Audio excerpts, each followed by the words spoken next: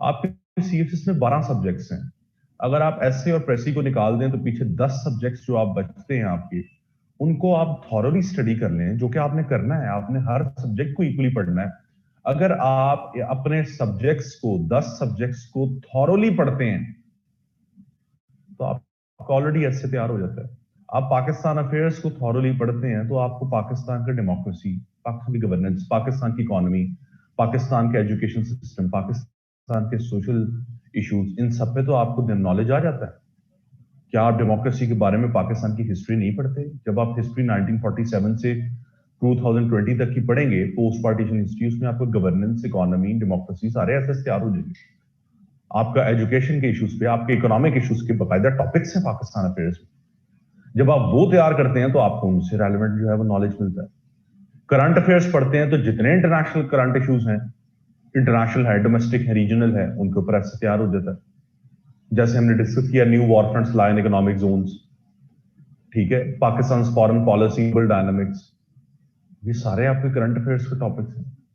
इस्लामियत को तैयार करते हैं तो रिलीजन का टॉपिक तैयार हो जाता है, कोई रिलीजन के ऊपर टॉपिक आ जाए। इंटरनेशनल रिलेशंस तैयार करते हैं तो globalization, international world order, liberal world order, ये सारे इंटरनेशनल इश्यूज के ऊपर ऐसे तैयार हो जाता है। पॉलिटिकल साइंस तैयार करें तो पोलराइज्ड पॉलिटिक्स के ऊपर ऐसे तैयार हो जाता है। ठीक है, जेंडर स्टडीज पढ़ लेंगे तो वुमेन के ऊपर, फेमिनिज्म के ऊपर ऐसे तैयार हो जाएगा। इन्वायरमेंट साइंसेस पढ़ लेंगे, ग्लोबल वार्मिंग तैयार हो जाएगा। तो पीछे रह कौन सा जाता है? यही तो सारे टॉपिक आते हैं हर दफा। टॉपिक तो हर दफा ये आते हैं, तो दूसरे को चेंज तो नहीं होते उससे टॉपिक। तो अपने सब्जेक्ट्स को थॉरोली पढ़ लें, अच्छे तरीके से पढ़ लें, ठीक है, आपका ऐसे तैयार हो जाएगा। आपको नॉलेज की कहीं कहीं पे भी कमी नहीं आएगी, मैं आपको गारंटी करता हूं।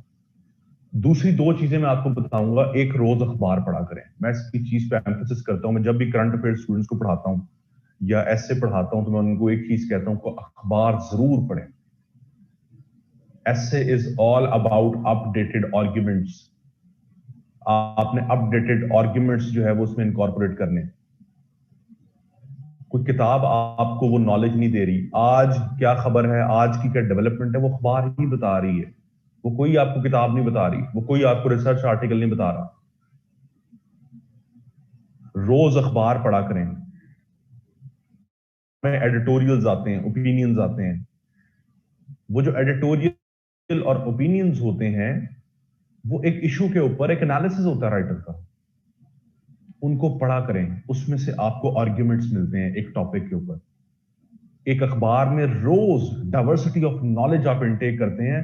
आर्टिकल्स, ओपिनियंस मुख्तलिफ टॉपिक्स के ऊपर आए होते हैं, कभी गवर्नेंस, कभी इकोनॉमी, कभी डेमोक्रेसी, कभी किसी के ऊपर, कभी किसी के ऊपर। जब आप रोज अखबार पढ़ रहे हैं तो आप कितना डाइवर्सिफाइड नॉलेज रोज इनटेक कर रहे हैं। और आप लोग गलती क्या करते हैं, आप लोग सिर्फ अखबार पढ़ते हैं, आप उसको नोट डाउन नहीं करते। ये सबसे बड़ी गलती है जिसका आपको फायदा कभी नहीं हुआ अखबार का। अखबार को रोज पढ़ें और उसके नोट्स बनाएं, उसको नोट डाउन करें। अपना एक रजिस्टर लें जो आपका न्यूज़पेपर रजिस्टर होना चाहिए। उसने क्या काम करना है, उस रजिस्टर में आपने ये काम करना है कि आप जो आर्टिकल पढ़ते हैं, आपको उसमें कुछ इंपॉर्टेंट इंफॉर्मेशन लगती है जो आपके मुताबिक आपको बात अच्छी उसमें लगती है, उसको अंडरलाइन कर लें। आर्टिकल को पढ़ते जाएं, उसकी चीजों को अंडरलाइन करते जाएं। एक रजिस्टर लें, रजिस्टर पे उस आर्टिकल का नाम लिखें, उसका यहां पर डेट डालें, किस दिन वो पब्लिश हुआ है, और आपने जो उसमें से इंपॉर्टेंट इंफॉर्मेशन है वो एक्सट्रैक्ट की है, आप उसमें से वो सारी बुलेट पॉइंट्स में यहां पर लिख दें। आप अगला लिखें पर वो टाइटल लिखें जो आपने वो पढ़ा है, आर्टिकल पढ़ा है, उसकी डेट डालें और नीचे बुलेट पॉइंट्स डालें। जब आप रोज 4 से 5 आर्टिकल्स पढ़ रहे हैं, उसको नोट डाउन कर रहे हैं, तो आप रोज का कितना नॉलेज, डाइवर्सिफाइड नॉलेज इनटेक कर रहे हैं। इसमें आपको फैक्ट्स एंड फिगर्स भी मिलेंगे, इसमें आपको आर्ग्यूमेंट्स भी मिलेंगे, इसमें आपको हर तरह की चीजें मिलेंगी। तो ये रोज पढ़ें, ये 1 से 2 हफ्ते करके देखें, आपको फायदा होगा। तीसरी चीज ये कि एक सोर्स आपको बता देता हूं, नेशनल डिफेंस यूनिवर्सिटी की पब्लिकेशंस हैं, ndu.edu.pk पे आप जाएंगे तो पब्लिकेशंस हैं। इन पब्लिकेशंस में मार्गला पेपर्स हैं, इनके करंट और पास्ट इश्यूज पढ़ लें। इसमें आपका सारे का सारा करंट अफेयर्स, सारे का सारा पाक अफेयर्स और सारे का सारा एसए आपको कवर हो जाएगा। आपको कहीं और से पढ़ने की जरूरत नहीं है, कोई किताब, कोई कुछ पढ़ने की जरूरत नहीं है, किसी चीज की आपको जरूरत नहीं है। अगर आप मार्गला पेपर्स के करंट और पास्ट इश्यूज पढ़ लेते हैं, दैट्स इट। कोई आपको इंटरनेशनल मैगजीन्स पढ़ने की जरूरत नहीं है, foreign affairs, economist, foreign policy, Washington times, Washington post, New York times, कुछ पढ़ने की जरूरत नहीं है, सिर्फ मार्गला पेपर्स पढ़। सबसे आसान का अब आपके यही तीन ही आपका यूएस हिस्ट्री के बहुत से टॉपिक, आपके आईआर टॉपिक यहां से कवर हो जाएंगे। तो ये मार्गला पेपर्स आपको 3 से 4 5 सब्जेक्ट्स में जो है हेल्प आउट कर रहे हैं। ठीक है जी, तो ये एक मैंने आपको आसान तरीका बताया है, इसको आप करके देखें, आपको इसका फायदा होगा। और ये जो नॉलेज इनटेक करना है, ये एक स्लो प्रोसेस होता है, ये आप एक दिन में या आधे दिन में नहीं कर सकते, इसको टाइम लगता है। तो घबराना आपने शुरू में नहीं है कि आपको 2 3 4 दिन लगेगा, आपको लगेगा ये तो बहुत स्लो प्रोसेस है, हम 2 या 3 या 4 दिन में तो सिर्फ 5 या 6 या 7 आर्टिकल्स पढ़ पाए, हम एक ऐसे फुल फ्लेज कैसे लिखेंगे टॉपिक के ऊपर। कोई बात नहीं, आप 1 महीना प्रैक्टिस करके देखें, 1 महीना ही पढ़ें चीजें, अखबार पढ़ें, इन चीजों को पढ़ें, अपने सब्जेक्ट्स को कवर करते जाएं। फिर आप देखें जहां से मर्जी टॉपिक आ जाए, आपने सिर्फ ब्रेनस्टॉर्मिंग करनी है उसके ऊपर। मार्गला पेपर्स के 2020 के भी आ चुके हैं, आप करंट इश्यूज में 2020 के देखें, 2020 के आ चुके हैं। तो ये काम करें और आपको इसका फायदा होगा। ठीक है, यहां तक क्वेश्चन है जी इससे रेलेवेंट तो आप मुझसे पूछ सकते हैं।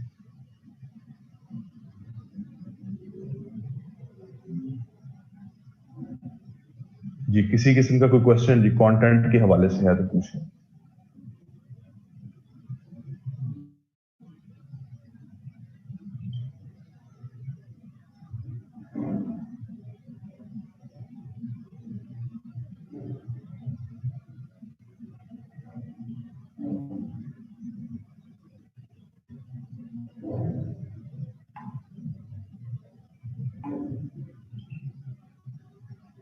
टॉपिक रीड करते हैं बट भूल जाता है, उसको कहते हैं। देखें जी, आप ना टॉपिक को जब पढ़ते हैं उसको ना डिस्कस किया करें। एक चीज कभी भी क्रैमिंग नहीं आप करते, CSS is not about cramming. आपको जो चीज मैं समझ सकता हूं, आप जो चीज पढ़ते हैं वो आपके ज़हन से निकल जाती है। आप एक चीज को पढ़कर ना एक दूसरे से डिस्कस किया करें। ये एक आइडियल टाइम है। आप में से जो लोग 21 में अपीयर होना चाह रहे हैं, और आई होप आप सब लोग ही तकरीबन 21 में अपीयर होना चाह रहे होंगे, तो ये एक आइडियल टाइम है जहां पर 3 साढ़े 3 4 महीने आपके एग्जाम्स में रह गए। यहां पर आपकी ग्रुप स्टडी जो है बहुत मैटर करती है। एक चीज को पढ़ें, एक चीज को पढ़कर आपस में डिस्कस करें। जितना ज्यादा डिस्कस करेंगे वो चीजें आपके दिमाग में बैठ जाएंगी। अदरवाइज ऐसे तो आप क्रैम ही नहीं कर सकते, वो चीज क्रैमिंग नहीं हो सकती। ऐसे डिस्कस किया करें एक दूसरे के साथ। उस्मान पूछ रहे हैं कि ऐसे में क्या हमको रेलेवेंट थीरीज जो है वो इनकॉर्पोरेट कर सकते हैं। उस्मान, कर तो सकते हैं, लेकिन जो एग्जामिनर है ना वो इंग्लिश लिटरेचर का बंदा है, उसने इंग्लिश लिटरेचर पढ़ा। अगर आप उसको पॉलिटिकल साइंस की या इंटरनेशनल रिलेशंस की या इकोनॉमी की थीरीज बताना शुरू कर देंगे, उसे समझ नहीं आएगी। तो थीरी अगर है जो कि आसानी से वो अंडरस्टैंड कर सकता है तो जरूर उसको बताएं। अगर कोई बहुत टेक्निकल थीरी आ गई है जो उसकी समझ में नहीं आ रही, तो वो इस तरह के टेक्निकल जार्गन इस्तेमाल ना करें। हमने उसको समझाना है ऐसे कि वो एक लेमैन है। ठीक है, ये उसकी फील्ड नहीं है। इकोनॉमी पे ऐसे आ जाता है, बहुत टेक्निकल बातें ना करें, उसके अंदर बहुत मुश्किल मुश्किल बातें ना करें। उसे ग्राउंड रियलिटीज बताएं, पाकिस्तान के मसले क्या है, कोई थ्योरेटिकल इंप्लीमेंटेशन बताने की जरूरत नहीं है। इसी तरह से इंटरनेशनल रिलेशंस की किसी टॉपिक पे आ जाता है, आईआर की थीरीज को इनकॉर्पोरेट ना करें। अगर तो आप समझते हैं हाँ ये थीरीज की समझ आ जाएगी, जो मैं बात कर रहा हूँ उसको रिलेट कर रहा हूँ अपने आर्गुमेंट के साथ, तो जरूर करें, अच्छी बात है। ठीक है, लेकिन कोई टेक्निकल बात नहीं करनी। Is there any specific length criteria to count the words like number of sheets that are recommended to that? नहीं, स्पेसिफिक क्राइटेरिया तो नहीं है उसमें। आप अगर अपने नंबर वर्ड काउंट करना चाहते हैं तो आप सिंपल ये करें कि आपने एक पेज के ऊपर जो एक फुल जो पेज लिखा है उसकी आप फर्स्ट लाइन के वर्ड्स गिन लें, लेट सपोज वो 5 है, और नंबर ऑफ लाइंस गिन लें। लेट्स सपोज लाइंस टोटल जो है वो एक पेज पे 15 है और आपने एक लाइन में जो है वो 6 वर्ड्स लिखे हैं, तो 15 को 6 से मल्टीप्लाई करेंगे तो आपके पास एवरेज आ जाएगी कि आप एक पेज के ऊपर 90 वर्ड्स लिख रहे हैं। तो इसी तरह पेज काउंट कर लें कि आपने टोटल लिखे हैं 90 को, आप अगर आपने 10 पेज लिखे हैं तो वो आपको पता चल जाएगा कि 900 वर्ड्स बनते हैं। अगर आपने 20 पेज लिखे हैं तो आपको पता चल जाएगा कि ये 1800 वर्ड्स बनते हैं। ठीक है, तो इस तरह से आप ये नहीं कि आपने एक एक जो है वर्ड को गिनने बैठ जाना, ऐसे नहीं होता, ना एग्जामिनर गिनता है, एक अंदाजा ही होता है। मसलन 15-16 पेजेस अगर आप लिखते हैं तो वो 1800 to 2000 वर्ड्स बन जाते हैं, लेकिन डिपेंड करता है आपकी राइटिंग के ऊपर। अगर आपकी राइटिंग बहुत छोटी छोटी है, उस पर आप 15 से 20 पेजेस लिखेंगे तो वो तो 4000 वर्ड्स बन जाएंगे। लेकिन अगर आपकी राइटिंग बहुत बड़ी है, फिर आप 15 या 20 सफ़ों पे एक अपना ऐसे लिखते हैं तो वो आपकी मुश्किल से 1400-1500 वर्ड्स बनेंगे। डिपेंड करता है राइटिंग पे, इसका कोई खास क्राइटेरिया नहीं है। आपकी एक सिंपल इसका ये है कि आपकी एक जो है ना वो इतनी कॉम्प्रिहेंसिव लेंथ जरूर होनी चाहिए कि एग्जामिनर को ये ना लगे कि बहुत छोटा लिख दिया या बहुत ज्यादा लंबा लिख दिया। वो एवरेज मैंने आपको बता दिया 15-16 पेजेस होते हैं आपके सीएसएस के, इतने आप लिख दें, 13 से 16-17 की रेंज में आप लिख दें तो आप कैसे पास हो जाता है। लेंथ दरअसल मैटर नहीं करती, क्वालिटी मैटर करती है, लेकिन खैर लेंथ भी किसी एक स्टैंडर्ड पे जाकर जो है वो करती है। अगर आप 3 पेजेस कैसे लिखाएंगे तो अब लेंथ तो मैटर करेगी वहां पर, लेकिन अगर आप 15 पेजेस कैसे लिख रहे हैं और अच्छा लिख रहे हैं, क्वालिटी दे रहे हैं, तो आप कैसे पास हो जाएगा, उसमें कोई ऐसी बात नहीं है।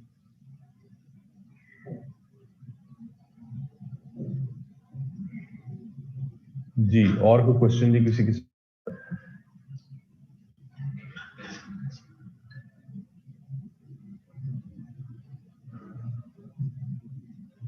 अच्छा जी, ये अमीर हमजा पूछ रहे हैं कि जी said examiner barely has 1 to 2 minutes to check a paper, does quality really matter then if we can't check the entire? देखिए जी, बात ये है कि एग्जाम क्वालिटी का स्टैंडर्ड क्या है, what is the definition of quality?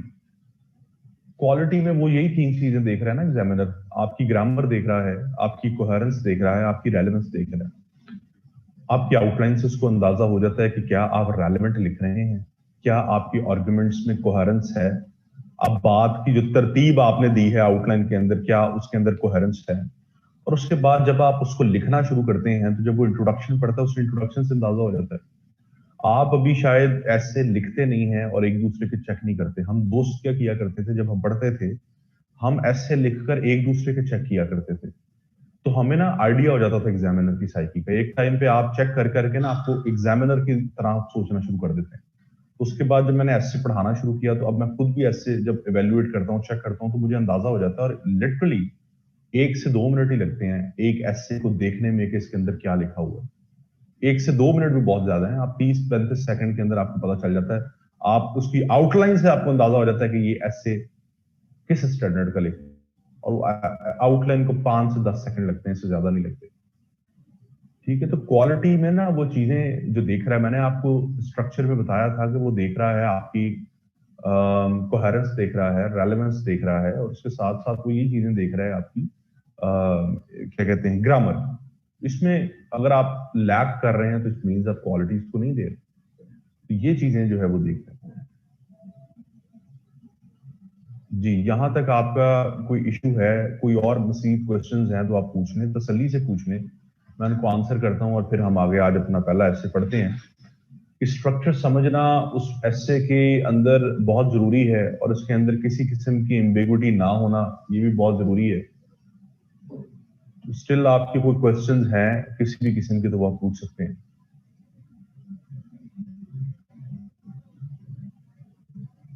यार ये थोड़ा ठंडा ला दें पानी, पानी ठंडा नहीं है, ये थोड़ा सा ठंडा ला दें।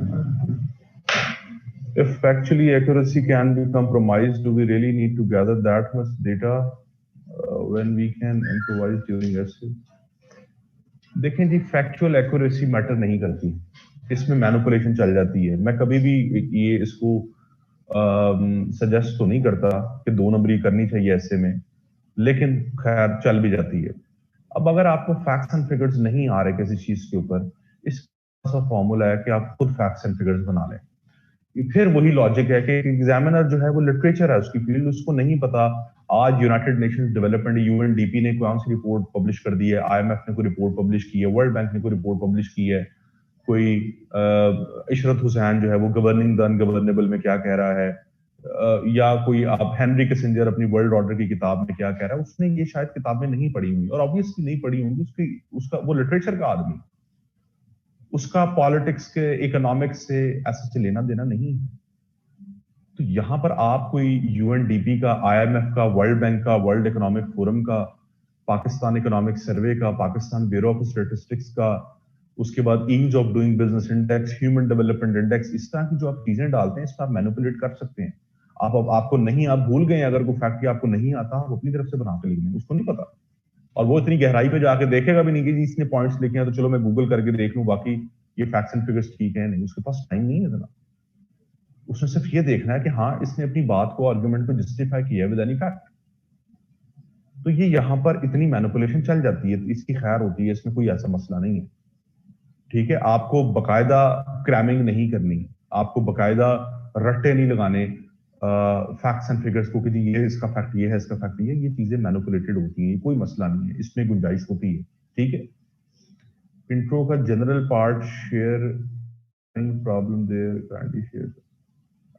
इंट्रो का जनरल पार्ट आप महक को क्या कह रही हैं, जो जनरल पार्ट है इंट्रो का, जो फर्स्ट आप कह रही हैं अनफोल्डिंग द टॉपिक, देखें जी आपका जो एस्से का इंट्रोडक्शन है उसको आप शुरू करते हैं एक बहुत जनरलाइज स्टेटमेंट के साथ, जिसे कहते हैं अनफोल्डिंग द टॉपिक।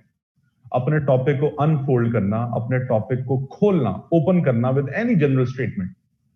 किसी जनरल बात से आप अपने टॉपिक को खोल दें, चाहे वो कोटेशन है, चाहे वो कोई डेफिनेशन है, चाहे वो कोई हिस्टोरिकल चीज है, चाहे वो कोई कहानी है, चाहे वो कोई एनेक्डोट है, तो किसी भी जनरल बात से आप अपना एस्से जो है वो एस्से का इंट्रोडक्शन जो है वो स्टार्ट कर सकते हैं। ठीक है,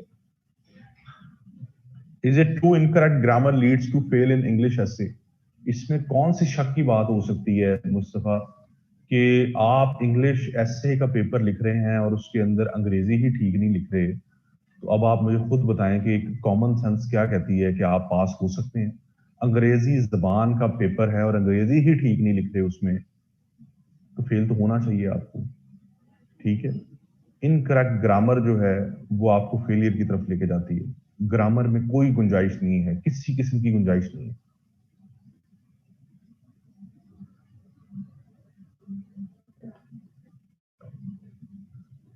If someone wishes to push for a mark north to 60 marks, what sort of a technique would you advise?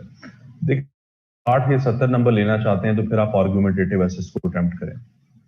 ठीक है, लेकिन ये एक रिस्क है, मैंने आपको बताया था, ये रिस्क इस वजह से है कि आप 60 या 70 को अचीव करते करते 6 या 7 पे भी फेल हो सकते हैं। उसकी मैंने रीजन आपको बहुत एक क्लियर बताई थी कि एस्से के अंदर सब्जेक्टिविटी का एलिमेंट बहुत ज्यादा होता है, खासतौर पर जो आर्गुमेंटेटिव एस्से होते हैं। ठीक है जी, आपने सीएसएस क्लियर किया था इसलिए पूछा, थोड़ा सा इररिलेवेंट सवाल है, रेफरेंस देते हैं आयात की, क्या जरूरी है कि अच्छा जी, ये थोड़ा सा इन्होंने सवाल पूछ लिया, चले मैं इसको एड्रेस कर देता हूँ। ये पूछ रहे हैं जी इस्लामियत में जो रेफरेंस देते हैं आयत का, जरूरी है कि एग्जैक्ट आयत नंबर ऐड किया जाए? देखें, अगर आपको आयत नंबर नहीं आता तो ना ऐड करें, अगर आप गलत ऐड कर देते हैं तो उसका एक बहुत नेगेटिव इंप्रेशन पड़ेगा। इसी तरह से आपको अगर आयत की अरबी नहीं आती तो ना लिखें अरबी, अगर अरबी गलत लिखेंगे तो वो ज्यादा एक बुरा इंपैक्ट पड़ेगा। तर्जुमा लिख दें और आप कुरान की जो सूरत है उसका नाम नीचे लिख दें। आयत नंबर लिखना लाजमी नहीं है, अगर आपको नहीं याद, लाजमी नहीं है। ठीक है, by the way this is called lack of coherence. आप ऐसे की बात करते करते अचानक डेविएट हो गए इस्लामियत पे, लेकिन मैं आपको कुछ कह नहीं रहा, सिर्फ ये बता रहा हूं कि this is called lack of coherence. इसे कहते हैं कोहेरेंस का कम होना अपने ऐसे में। चलें जी, अच्छा जी आगे बात करते हैं अपने ऐसे की तरफ चलते हैं। हमारा जो पहला ऐसे है,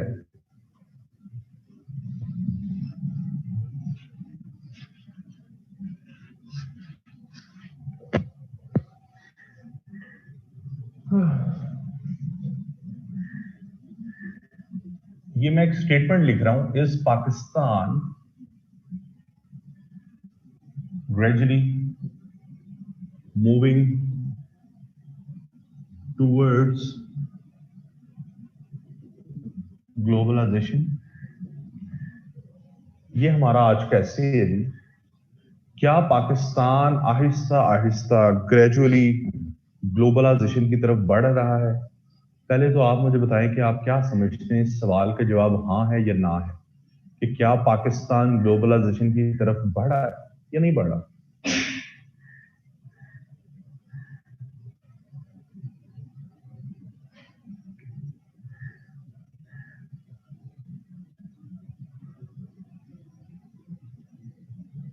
बढ़ रहा है, ठीक है। जैसे आप सब लोग कह रहे हैं कि बढ़ रहा है, जी बिल्कुल बढ़ रहा है।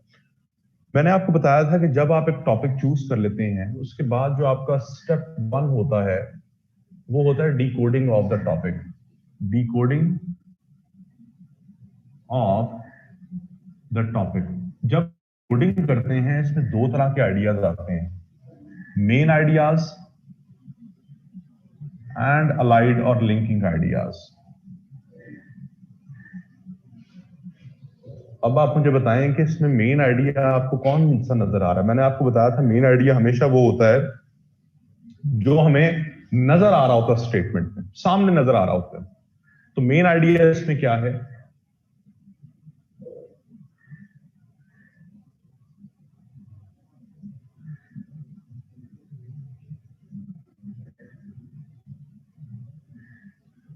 इसमें मेन आइडिया है, वो पूछ रहा है कि आप पाकिस्तान ग्लोबलाइजेशन की तरफ बढ़ रहा है, आप कह रहे हैं बढ़ रहा है। आप बताएंगे कैसे बढ़ रहा है, हाउ, या factors that lead Pakistan towards globalization. वो आपसे पूछ रहा है कि क्या पाकिस्तान ग्लोबलाइजेशन की तरफ बढ़ रहा है? आपसे मैंने पूछा बढ़ रहा है, आपने कहा बढ़ रहा है। तो क्या आप पहले ये नहीं बताएंगे कि कैसे बढ़ रहा है, हाउ? किसी को यहां पे कोई इतराज, किसी किस्म का कोई चीज समझ ना आई तो पूछें। मेन आइडिया समझ आ गया आपको? कोई समझ नहीं आई तो पूछें। क्लियर? अच्छा, मेन अलाइड आइडियाज क्या हो सकते हैं? अब अलाइड आइडियाज वो आइडियाज होते हैं जो अपेरेंटली तो हमें यहां नजर नहीं आ रहे, लेकिन किसी ना किसी तरह से वो लिंक्ड होते हैं, अलाइड होते हैं मेन आइडिया के साथ। अब आपने बता दिया कि पाकिस्तान, जी पाकिस्तान ग्लोबलाइजेशन की तरफ बढ़ रहा है। अब इसके अलाइड आइडियाज क्या हो सकते हैं?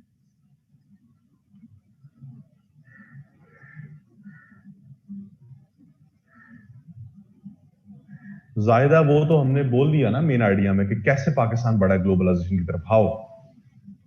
तो मेन आइडिया हो गया कि पाकिस्तान कैसे बढ़ा है ग्लोबलाइजेशन की तरफ, उसको तो एक्सप्लेन करना है मेन आइडिया। क्या हम ये कह सकते हैं कि जी बिल्कुल पाकिस्तान ग्लोबलाइजेशन की तरफ बढ़ रहा है, लेकिन इसके रास्ते में कुछ हर्डल्स हैं, रुकावटें हैं, चैलेंजेस हैं, और हमें उन चैलेंजेस को कोप अप करने की जरूरत है with pertinent measures. challenges and solutions. Challenges in the way of becoming a globalized state. और फिर way forward to counter this. तो हमने क्या किया, हमने डिकोडिंग करके 3 डोमेन्स निकालनी। हमारा अब हम इन 3 डोमेन्स की बेस पे अपना एक स्टांस डेवलप करेंगे, थीसिस स्टेटमेंट। हमने ये स्टांस लिया कि जी इसमें कोई शक नहीं कि पाकिस्तान जो है वो ग्लोबलाइजेशन की तरफ ग्रेजुअली बढ़ रहा है, लेकिन इसके बढ़ने में कुछ रुकावटें हैं, इसके रास्ते में कुछ रुकावटें हैं, चैलेंजेस हैं। अगर हम उन चैलेंजेस को कोप अप कर लें तो पाकिस्तान एक इन ट्रू एसेंस एक ग्लोबलाइज्ड स्टेट बन सकता है। मेरी बात से किसी को इतराज हो, किसी किसी को कोई चीज समझ ना आई हो तो आप पूछ सकते हैं मुझसे। ये बात समझ आ गई जो मैंने आपको बताई?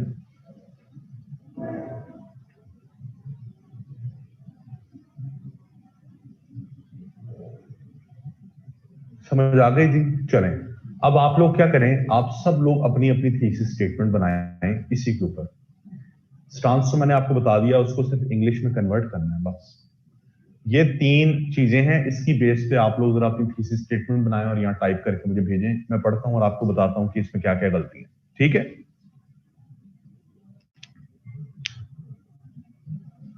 इम्प्लीकेशंस महज जरूरी नहीं है। आपने बता दिया, आपने स्टांस ये लिया कि इसके रास्ते में कुछ चैलेंजेस हैं, वो इम्प्लीकेशंस ही होगी ना एक तरह से, जो चैलेंजेस हैं।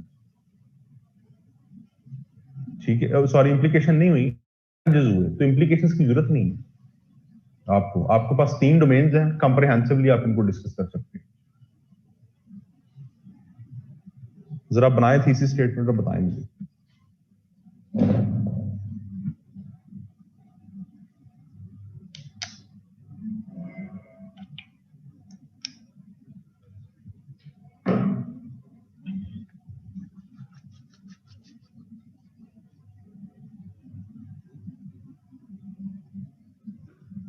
मरियम, यहां पर आप ग्लोबलाइजेशन को आउटलाइन में डिफाइन कर सकते हैं, कोई बात नहीं है, लेकिन थीसिस स्टेटमेंट में डिफाइन करना। आप फिलहाल थीसिस स्टेटमेंट अभी इसके ऊपर बनाए, मैं फिर आपको बताता हूं उसका।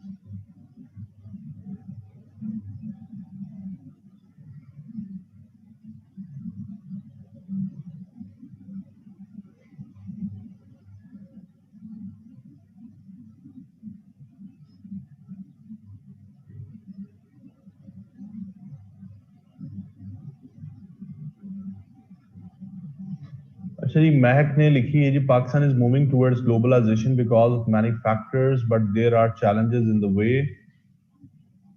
इन इट्स वे होगा, Pakistan can adopt different strategy to deal with these hindrances. Very good. Amir Hamza, Pakistan's steady and gradual shift towards globalization has become as a sigh of relief after years of security and stability. अमीर, ये बहुत लंबी आपने लिख दी है, ये बात नहीं, इतनी लंबी तमहीद नहीं माननी। सिंपल बताएं कि पाकिस्तान ग्लोबलाइजेशन की तरफ बढ़ा है, जैसे महक ने बनाई है। However, the process of globalization is not without its challenges and hindrances. In order to achieve the maximum benefits of globalization, Pakistan will need to keep on track of favorable policies which make Pakistan globalized hub। हाँ जी ठीक है, लेकिन इसको थोड़ा सा आप compress करें, बहुत लंबी बना दी आप। Pakistan lies in the list of lies,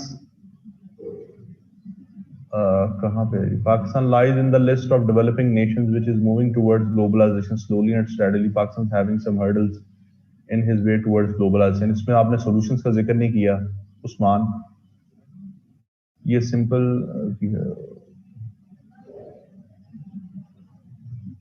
simple रखी है ओके हो, इसका क्या मतलब हुआ? Pakistan is gradually becoming a globalized state. There are numerous factors that are contributing in favor of globalization, but there are a few hurdles that need to be addressed. Very good. Pakistan is certainly moving towards a globalized state with passage of time, but there are still some hurdles in its way which needs to be resolved effectively by government and people of Pakistan. Good. Pakistan is going towards globalization, although it has some provocation in its way. आपने solutions की बात नहीं की है वैसे।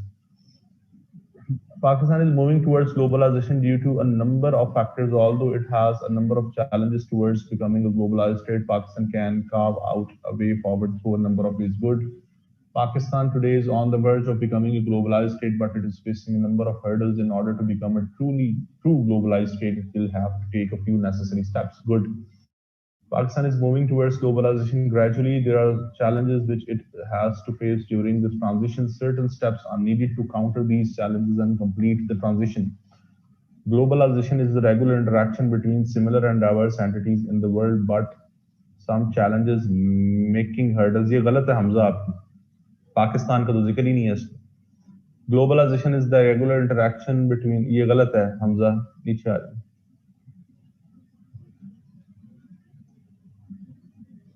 Although Pakistan is moving towards globalization, it has to face multiple challenges which need concerted efforts to have a smooth journey towards globalization. To move Pakistan towards the globalized state, many political and economic factors readily playing their part. ये गिना ठीक नहीं है. आप ये देखें ऊपर ये स्टूडेंट्स बाकी कैसे बना रहे हैं. Pakistan is moving towards globalization. For that matter, many initiatives have आएगा, has नहीं आएगा, have been taken, but somehow Pakistan is facing challenges and there is a dire need to encounter it. ठीक है. Mahnur लिख रही हैं, Pakistan is gradually moving towards globalization due to many aspects, but there are some hinders. Hinders तो verb होता है, आप noun है इस्तेमाल करना है. Hindrance कहेंगे यहाँ पे, hindrances कहेंगे. To do so and will try to cope with these hurdles to become a globalized state. Good. नीचे आ जाइए. Nayab, a commendable move of Pakistan towards getting globalized will definitely have a jagged path. The empirical steps will provide a way to move forward. इसमें आपने challenges की बात नहीं की नायाब. ठीक है. उसके बाद जी सारा Suleman, Pakistan stands low on the globalization ranking of the countries of the country because there are many factors. ये ठीक नहीं है सारा आपकी. In the last few years, multiple factors have led Pakistan in the right direction towards globalization, resisting multidimensional challenges on its way. ये भी ठीक नहीं है. Pakistan is moving with the world globalization race for which Pakistan will have to opt the globalization to state among world global race, but to jump into the race, Pakistan is facing too many barriers and challenges for which Pakistan needs to counter them. Maryam ये race वगैरह की बात ना करें, आप simple बताएं कि पाकिस्तान जो है वो ग्लोबलाइजेशन की तरफ बढ़ रहा है. That's it. ठीक है. तो ये फिलोसफिकल टच इसको बिल्कुल ना दें. ये वो है, ऐसे है, इशू बेस्ड ऐसे है. चलें जी, आप में से ऑलमोस्ट सब लोगों की जो है वो ठीक हैं. कुछ लोगों ने थोड़ी थोड़ी गलतियां की हैं, वो आने वाले लेक्चर्स के अंदर उनकी वो गलतियां जो हैं वो कोप अप हो जाएंगी. अब हम बात करते हैं, इसकी एक आउटलाइन का स्केच बना देता हूं मैं, और उसके बाद फिर हम जो है वो आगे इसके ऊपर एक मैं आपको इसके ऊपर डिस्कशन करते हैं इस टॉपिक पे.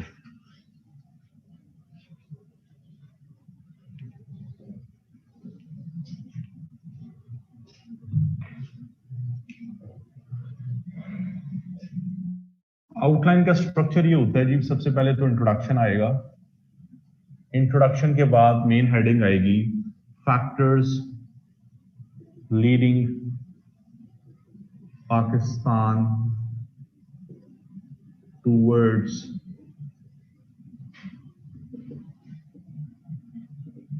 ग्लोबलाइजेशन. ABCDE. इसका स्केच में से बना रहा हूं. ये मैं एक एक पॉइंट को भी एक्सप्लेन करूंगा, ठीक है, लेक्चर में. अच्छा जी. Number 3, challenges for Pakistan to become a truly globalized state.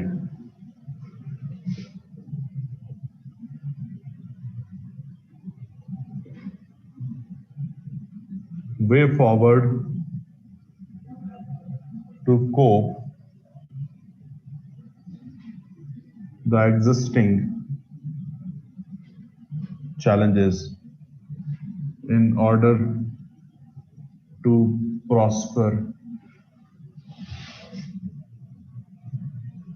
Pakistan in global arena.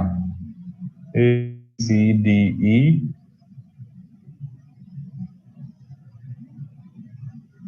Conclusion. ठीक है जी.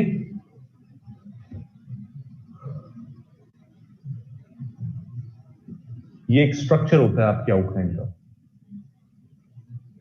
अब ये जिन लोगों की बाद में आई है जी, अब ये मैं फिर नेक्स्ट क्लास में आप बाकी कीजिएगा। मेरे लिए पॉसिबल नहीं है सब लोगों की थीसिस स्टेटमेंट्स पढ़ना एक क्लास में, हम भी बाकी चीजें नहीं पढ़ सकेंगे अपनी। अच्छा जी, ये एक स्ट्रक्चर है, स्टैंडर्ड स्ट्रक्चर है आउटलाइन का।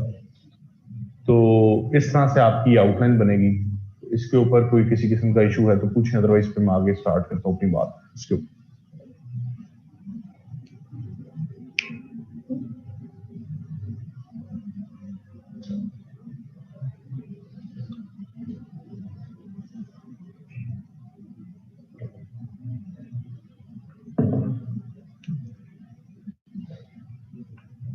मुख्तार को जरा बुलाइएगा, मुख्तार ही फाद में।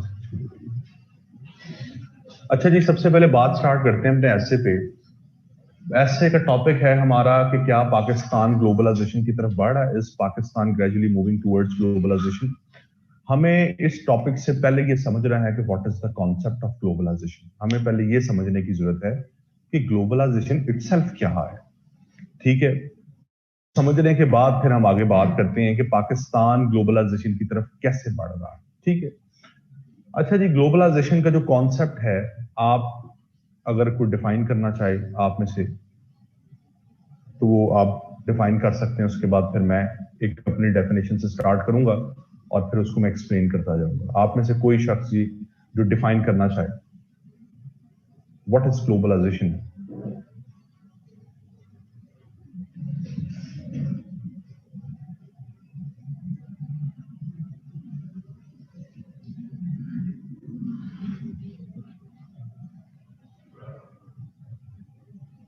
विदाउट बैरियर्स एंड बाउंड्रीज, ठीक है। It refers to connectivity of the world in all aspects, बिल्कुल ठीक। A well connected world with open borders, बिल्कुल सही है। इंटरनेशनल एक्सेस भी ठीक है। Integration of economy of a country with the economies of other countries under conditions of free flow of trade, ठीक है। कॉफी का कहा था मैंने उसको, बगैर उसके कर दें। Global village, connectivity of world, international organizations operating on an international scale, the world coming together due to increasing connectivity and cooperation, regular interaction, process of interaction among people, companies and government worldwide, free trade। अच्छा जी, आप लोग बिल्कुल सही बताइए, आप सब लोगों ने। आप में से किसी इंडिपेंडेंस, किसी ने कहा इंटरकनेक्टिविटी, किसी ने कहा जी कोऑपरेशन कोऑर्डिनेशन, किसी ने कहा जी free flow of trade without any borders, without any barriers. फिर किसी ने कहा कि जी interaction of people, companies and international governmental organisations. ये सारी डेफिनेशंस ग्लोबलाइजेशन की अम्ब्रेला के अंडर आती हैं। मैं एक सिंपल सी डेफिनेशन लिखता हूं कि ग्लोबलाइजेशन, यहां से हम अपनी बात स्टार्ट करते हैं। Globalization is regular interaction between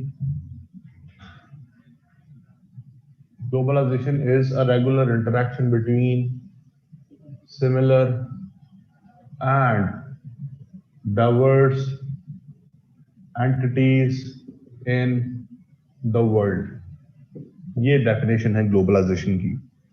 globalisation की जो डेफिनेशन है, ये अपेरेंटली तो हमें कुछ वेग लगती है, बड़ी सुपरफिशियल सी लगती है कि ग्लोबलाइजेशन एक रेगुलर इंटरेक्शन है सिमिलर और डाइवर्स एंटिटीज का दुनिया में। इसका क्या मतलब हुआ? इस डेफिनेशन को समझने के लिए आपको इसमें दो टर्मिनोलॉजीज का पता होना बहुत जरूरी है, उनको समझना बहुत जरूरी है। Number one, regular interaction. Number two, similar and diverse entities. ये दो टर्मिनोलॉजीज को समझना जरूरी है अगर आप ग्लोबलाइजेशन के कॉन्सेप्ट को समझना चाहते हैं कि सिमिलर और डाइवर्स एंटिटीज के दरमियान रेगुलर इंटरेक्शन। ये सिमिलर और डाइवर्स एंटिटीज क्या होती हैं, पहले इनको देखते हैं। दुनिया में दो तरह की एंटिटीज एग्जिस्ट करती हैं, state entities, non state entities. Entity हम किसी भी चीज को कह सकते हैं, कोई भी ऐसी चीज। हम किसी भी चीज को स्टेट एंटिटी तब कहते हैं जब वो चार क्राइटेरिया पे पूरा उतरती है। चार क्राइटेरिया पे। Number one, it must have defined territory. It must have defined territory. उस टेरिटरी के अंदर पॉपुलेशन हो, उस पॉपुलेशन को सॉवरन गवर्नमेंट गवर्न कर रही हो, और उस गवर्नमेंट में कैपेसिटी हो इंटरनेशनल रिलेशंस डेवलप करने की। जिस भी चीज में, जिस एंटिटी में ये चार एलिमेंट्स होंगे, उसे हम कहेंगे कि ये एक स्टेट एंटिटी है। डिफाइंड टेरिटरी, पॉपुलेशन, तीसरा सॉवरन गवर्नमेंट, और उस गवर्नमेंट में कैपेसिटी होना इंटरनेशनल रिलेशंस डेवलप करने की, तो उसको हम कहेंगे कि ये एक स्टेट एंटिटी है। इसको ऐड की, इनको आगा फरहान अली, इनको ऐड कर दीजिएगा। और जिस भी एंटिटी के अंदर ये चार एलिमेंट्स ना हो, या चार में से एक भी ना हो, उसको हम कहेंगे नॉन स्टेट एंटिटीज।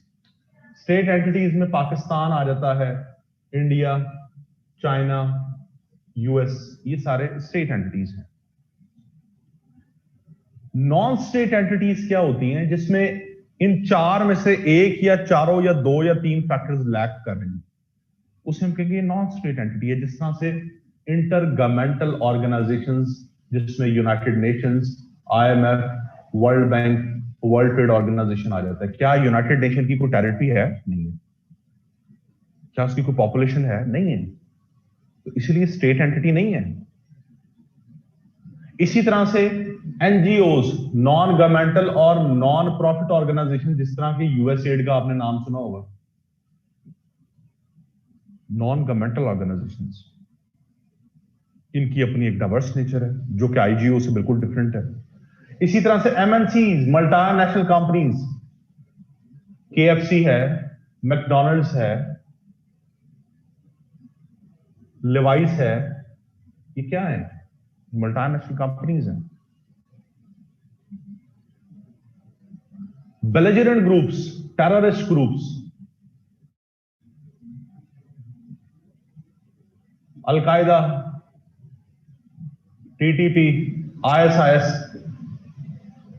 ये सारे नॉन स्टेट एलिमेंट्स हैं। ये हो गई स्टेट एंटिटीज, ये होगी नॉन स्टेट एंटिटीज। जब हम इनका आपस में रेगुलर इंटरैक्शन पढ़ेंगे, इसको कहेंगे सिमिलर एंटिटीज के दरमियान रेगुलर इंटरैक्शन। जब हम इनको स्टडी करेंगे, अगर हम इन सबको स्टडी, इनका रिलेशन आपस में देखते हैं, तो हम कहेंगे डाइवर्स एंटिटीज का आपस में रेगुलर इंटरैक्शन, क्योंकि इनकी सबकी नेचर डाइवर्स है। और अगर ये नॉन स्टेट एंटिटीज इन स्टेट एंटिटीज के साथ लिंक्ड हैं, आपस में ताल्लुकात, इनके रेगुलर इंटरैक्शन हो रहे हैं, तो उनको भी हम कहेंगे कि डाइवर्स एंटिटीज के दरमियान रेगुलर इंटरैक्शन। इन्हें कहते हैं सिमिलर और डाइवर्स एंटिटीज। अब सिमिलर और डाइवर्स एंटिटीज में किस किस्म का रिलेशन, किस किस्म का regular interaction? Pakistan, India, US, China, ये स्टेट एंटिटीज हैं। पाकिस्तान और इंडिया के दरमियान कश्मीर का मसला चल रहा है। ये दोनों मुल्क कश्मीर का मसला बैठकर डिप्लोमेसी के थ्रू रिजॉल्व अगर कर लें, तो हम कहेंगे सिमिलर एंटिटीज के दरमियान रेगुलर इंटरैक्शन किस किस्म का? पॉलिटिकल नेचर का, पॉलिटिकल इंटरैक्शन। इंडिया और पाकिस्तान में कश्मीर के ऊपर खुदा ना खास्ता जंग हो जाती है, यूनाइटेड नेशन यहां से इंटरवीन करता है और इंडिया पाकिस्तान की जंग बंदी करवाता है, तो हम कहेंगे डाइवर्स एंटिटीज के दरमियान रेगुलर इंटरैक्शन किस किस्म का? पॉलिटिकल नेचर का। पाकिस्तान इस टाइम IMF से लोन ले रहा है, IMF पाकिस्तान को लोन दे रहा है क्योंकि पाकिस्तान की इकोनॉमी ठीक नहीं चल रही। डाइवर्स एंटिटीज के दरमियान रेगुलर इंटरैक्शन किस किस्म का? Economic interaction.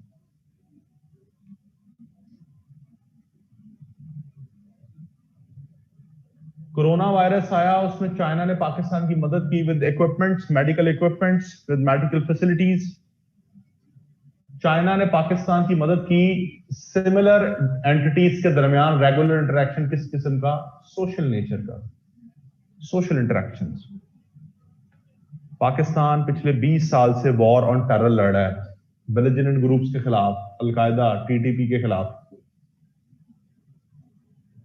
डाइवर्स एंटिटीज के दरमियान रेगुलर इंटरेक्शन किस नौयत का? War like interaction. War like interaction.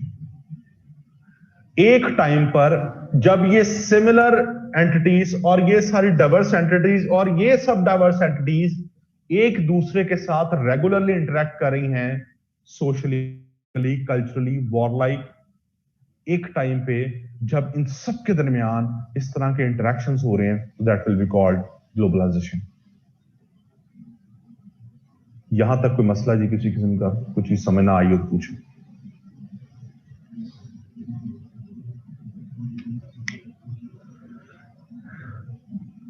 जी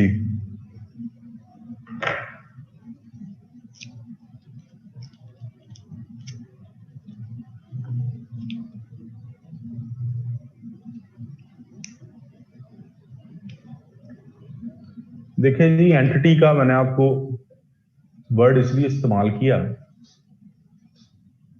डिफरेंशिएट करने के लिए कि एक स्टेट एंटिटी, एक चीज एक स्टेट है, एक नॉन स्टेट है।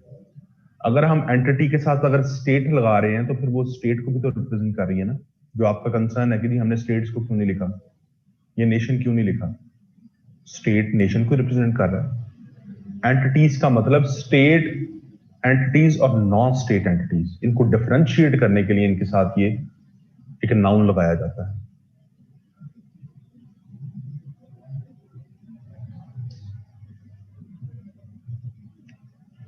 इंट्रो में आप लिख सकते हैं, इंट्रो में आप डिफाइन कर सकते हैं ग्लोबलाइजेशन को, ठीक है।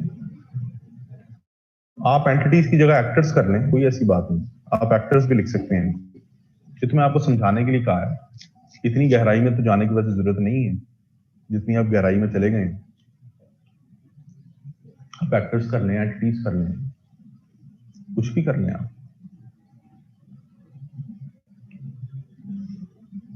अच्छा जी, ये जो ग्लोबलाइजेशन का कॉन्सेप्ट है ना, ये 1980s के अंदर आया था, जो टर्म कॉइन की गई ग्लोबलाइजेशन। ग्लोबलाइजेशन ना दुनिया जब से वजूद में आई है तब से ग्लोबलाइजेशन एग्जिस्ट करती आ रही है, लेकिन इसको 1980 में ही ग्लोबलाइजेशन क्यों कहा गया, पहले क्यों नहीं कहा गया? वो इसलिए नहीं कहा गया कि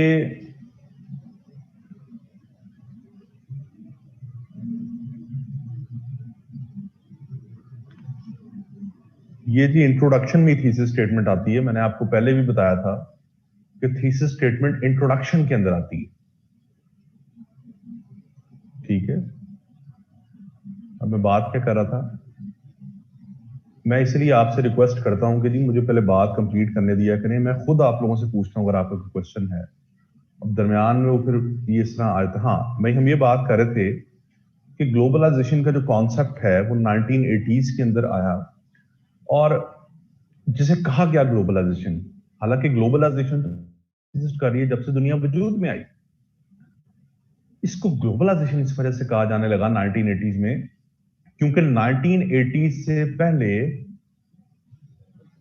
ये जो डाइवर्स एंटिटीज थी इनका वजूद नहीं था 1945 ऑनवर्ड्स बढ़ना शुरू हुआ ना, उस टाइम मैच्योर वजूद नहीं था, इनका वजूद मैच्योर हुआ 1980s में। और आज से 100-150 साल पहले देखें तो इनका तो वजूद ही नहीं था, एग्जिस्ट ही नहीं करता था।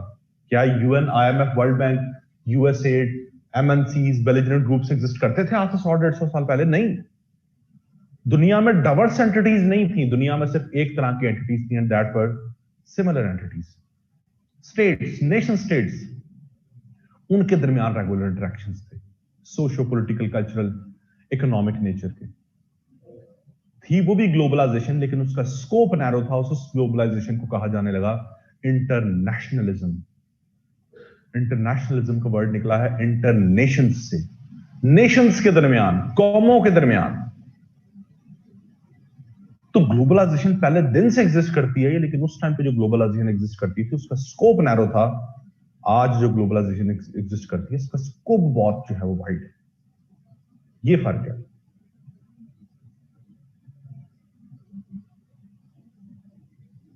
ग्लोबलाइजेशन का कॉन्सेप्ट समझ आ गया जी? यहां तक कोई किसी किस्म का मसला पूछे?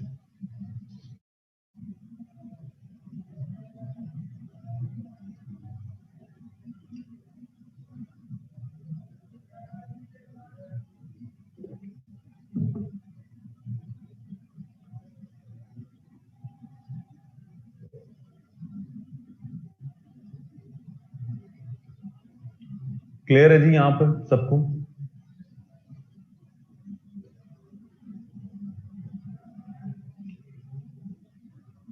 अब हम बात करते हैं कि पाकिस्तान ग्लोबलाइजेशन की तरफ कैसे बढ़ रहा है। मैं ये ऐसे आपको थोड़ा एक्सप्लेन करने से पहले बताता चलूं, आपको थोड़ा सा जरा इस चीज पे लाने के लिए कि आप लोग को, जो स्टूडेंट्स को डर होता है ना ऐसे का, कि ऐसे पता नहीं कितनी को मुश्किल चीज है। ये जो मैं अभी चीजें एक्सप्लेन पूरी आउटलाइन को करने जा रहा हूं, मुझे नहीं पता कि आप लोगों की कितनी तैयारी है कितनी नहीं तैयारी, लेकिन मैं आपको गारंटी से कहता हूं कि ये सारे का सारा ऐसे आप सबको आता है, आप सबको आता है। ये जो मैं पॉइंट्स अभी सारे एक्सप्लेन करूंगा, ये सारे के सारे आपको आते हैं। तो ऐसे में असल चीज होती है कि अगर आप टॉपिक को इंटरप्रेट कर लें, उसका स्टांस सही बना लें, तो ऐसे लिखना बहुत आसान है। अभी जो हमने आउटलाइन बनाई है ना, हम सबसे पहले इन फैक्टर्स को डिस्कस करेंगे कि पाकिस्तान कैसे ग्लोबलाइज्ड हो रहा है, पाकिस्तान को क्या चैलेंजेस हैं, पाकिस्तान के वे फॉरवर्ड क्या है। एक एक पॉइंट आपको आता है। अगर मैं आपको भी कहूं कि ये आउटलाइन है, इसके ऊपर ऐसे लिख दें, आप लिख देंगे। तो ऐसे एक बहुत आसान चीज है, इसको सर पे बिल्कुल सवार ना करें, सिर्फ प्रैक्टिस करें, टॉपिक्स को ज्यादा इंटरप्रेट करें, उनकी डिकोडिंग करें, उनके थीसिस स्टेटमेंट बनाएं, आउटलाइंस बनाएं, आपको डायरेक्शन मिल जाएगी। एक सही डायरेक्शन मिल जाए तो ऐसे लिखना तो बहुत आसान है। तो सबसे पहले बात करते हैं कि जी पाकिस्तान कैसे ग्लोबलाइजेशन की तरफ बढ़ रहा है। सबसे पहले तो आप देखें, इसमें हम पॉइंट्स, वो फैक्टर्स बताएंगे, हमने वो फैक्टर्स पे बात करनी है जिससे हमें लगता है देखते हुए कि पाकिस्तान जो है वो ग्लोबलाइजेशन की तरफ बढ़ रहा है। तो पहला फैक्टर क्या है? पहला फैक्टर ये है कि पाकिस्तान इस टाइम पे जितने भी इंटरनेशनल और रीजनल इश्यूज दुनिया में चल रहे हैं, उनको रिजॉल्व करने के लिए एक बहुत अहम किरदार अदा कर रहा है। पाकिस्तान इंटरनेशनल फोर्सेस के साथ, मुल्कों के साथ कोऑर्डिनेशन कर रहा है, कॉपरेशन कर रहा है इंटरनेशनल इश्यूज को रिजॉल्व करने के लिए, रीजनल इश्यूज को रिजॉल्व करने के लिए। इसमें आप सबसे पहले अफगानिस्तान का मसले का बताएंगे। पीस डील में पाकिस्तान एक अहम किरदार कैसे अदा कर रहा है? क्या ये ग्लोबलाइजेशन नहीं है? क्या ये कॉपरेशन नहीं है? Cooperation of political nature. आप बताएंगे पाकिस्तान ईरान और सऊदी अरेबिया की राइवलरी को कम करने के लिए, उसको मिटिगेट करने के लिए क्या क्या इकदाम कर रहा है। इमरान खान ने भी पिछले साल दौरा किया, इससे पहले नवाज शरीफ ने दौरा किया। दो बड़ी ताकतों के दरमियान, मुसलमान ताकतों के दरमियान पाकिस्तान रिलेशंस को जो है वो मॉडरेट करने की कोशिश कर रहा है। आप यहां बताएंगे कि पाकिस्तान और ईरान टेंशंस को कैसे मिटिगेट करने के लिए क्या क्या डिप्लोमेटिक जो है वो इनिशिएटिव्स ले रहे हैं। आप बताएंगे कि अभी रिसेंटली जो तुर्की और सऊदी अरेबिया की गिरफ्त स्टार्ट होगी, उसमें पाकिस्तान एक मीडिएशन का रोल प्ले कर रहा है, उनकी आपस में सुलह करवाने के लिए, उनकी आपस में रिकंसिलिएशन करवाने के लिए। अगर अब एक पॉइंट के ऊपर आपको ये 3-4 बातें करनी पड़े, एक पैराग्राफ में ये एग्जांपल्स देनी पड़े और बताना पड़े कि पाकिस्तान कैसे एक मीडिएशन का कोऑपरेशन कर रहा है, पाकिस्तान कैसे कोऑर्डिनेशन कर रहा है वर्ल्ड पावर्स के साथ इंटरनेशनल इश्यूज को रिजॉल्व करने में, इसमें कौन सी मुश्किल बात है? पहला पॉइंट समझ आ गया। दूसरा point, Pakistan regional, Pakistan infrastructure corridors और एनर्जी कॉरिडोर्स के थ्रू रीजनल और ग्लोबल इंटीग्रेशन के अंदर एक बहुत अहम किरदार अदा कर रहा है। इसमें आप सीपैक की बात करें, वन बेल्ट वन रोड की बात करें, इसमें आप रशिया पाकिस्तान इकोनॉमिक कॉरिडोर आरपैक उसकी बात करें, इसमें आप एनर्जी पाइपलाइंस की बात करें, ईरान पाकिस्तान गैस पाइपलाइंस की बात करें, इसमें आप टापी की बात करें, तुर्कमानिस्तान अफगानिस्तान पाकिस्तान इंडिया जो गैस पाइपलाइन उसकी बात करें, कासा जो हाइड्रो इलेक्ट्रिक प्रोजेक्ट लग रहा है, central Asia south Asia project उसकी बात करें, north south gas pipeline Russia Pakistan बना रहे हैं उसकी बात करें, international north south transportation corridor उसकी बात करें। वो तमाम एनर्जी और इंफ्रास्ट्रक्चर कॉरिडोर जिनके थ्रू पाकिस्तान रीजनल और ग्लोबल कनेक्टिविटी को प्रमोट कर रहा है। ये वो फैक्टर्स हैं जो बता रहे हैं पाकिस्तान ग्लोबलाइजेशन की तरफ बढ़ रहा है। तीसरा पॉइंट, पाकिस्तान रीजनल ऑर्गेनाइजेशंस में एक बहुत अहम किरदार अदा कर रहा है, रीजनल लेवल पर मसाइल को रिजॉल्व करने और इंटीग्रेशन को प्रमोट करने के लिए। इसमें आप बात करें, पाकिस्तान अभी एससीओ का हिस्सा बना है, शंघाई कोऑपरेशन ऑर्गेनाइजेशन। इसमें आप बात करें, Pakistan economic cooperation organization ECO में क्या रोल प्ले कर रहा है। इसमें आप बात करें कि पाकिस्तान सार्क को एफिशिएंट बनाने के लिए इनिशिएटिव्स ले रहे हैं। एक एक पैराग्राफ लिखना इन चीजों में, एक पैराग्राफ में एग्जांपल्स देते जाना, सारे बात को जस्टिफाई करते जाना। कोई मुश्किल बात लग रही है इसमें? कोई ऐसी बात है इसमें जो ना आती हो आपको? इसके बाद पाकिस्तान इंटरनेशनल ऑर्गेनाइजेशंस के साथ कोऑपरेशन कर रहा है इंटरनेशनल इश्यूज को रिजॉल्व करने में, इंटरनेशनल प्रॉब्लम्स को रिजॉल्व करने में। पाकिस्तान हर साल यूएन पीस कीपिंग मिशन में अपनी फोर्सेस भेजता है ना, UN peace keeping mission. Pakistan FATF के साथ मनी लॉन्ड्रिंग और टेररिज्म फाइनेंसिंग को खत्म करने के लिए कोऑपरेशन कर रहा है।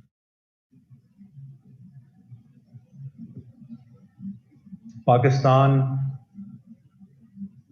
इस टाइम पे, हाँ यूएन का हो गया, एफएटीएफ का हो गया, पाकिस्तान न्यूक्लियर प्रोलिफरेशन को रोकने के लिए इस टाइम पे इंटरनेशनल फोर्सेस के साथ, यूएन के साथ काम कर रहा है। फोर्थ पॉइंट हो गया। इसके बाद आप बात करेंगे पाकिस्तान दुनिया में सबसे बड़ा मसला क्लाइमेट चेंज को कोप अप करने के लिए दुनिया के साथ कोऑर्डिनेशन कर रहा है और बिलियन ट्री सुनामी जैसे प्रोजेक्ट्स। पूरी दुनिया का जो एक मसला है क्लाइमेट चेंज, उसे कोप अप करने के लिए पाकिस्तान स्ट्रेटजीज बना रहा है। पाकिस्तान डिजिटाइजेशन में बहुत तेजी से ऊपर जा रहा है और पाकिस्तान ई कॉमर्स को प्रमोट कर रहा है, ई गवर्नेंस को प्रमोट कर रहा है, ई एजुकेशन, ई हेल्थ को प्रमोट कर रहा है।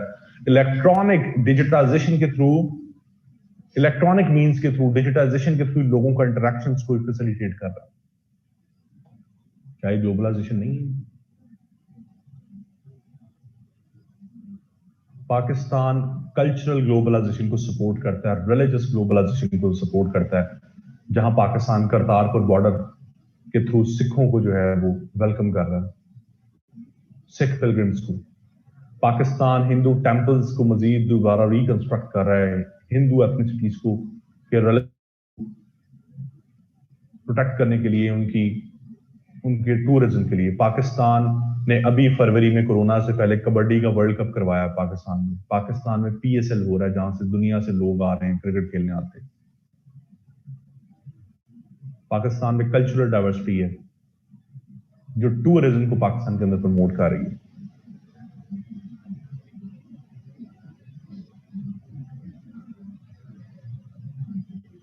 तो ये सारे पॉइंट्स, इसमें कोई ऐसी रॉकेट साइंस नहीं है, ये सारे के सारे पॉइंट्स आते हैं। मुझे कोई आप में से बता दे कि ये नहीं आते।